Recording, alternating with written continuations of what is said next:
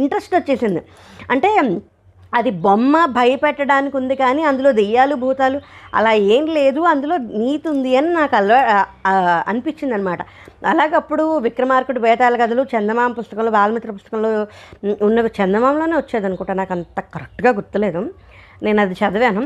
దాని తర్వాత ఈనాడులో సోషియో ఫ్యాంటసీది విక్రమార్క మహారాజు 32 జన్మలదని ఒక సీరియల్ చేశారు.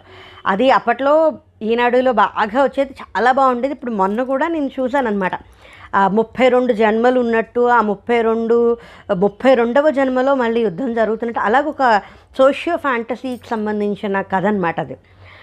అలా చూసినప్పుడు విక్రమార్కుడు కథలు, బేతాళుడు కథలు నాకు చాలా ఇష్టంగా అనిపించేవన్నమాట చదవడానికి. అనుకున్నాను ఆ పుస్తకం ఎప్పుడన్నా ఎక్కడికైనా వెళ్తే, నేను ప్రయాణాలకు వెళ్ళినప్పుడు దాదాపుగా పుస్తకాలు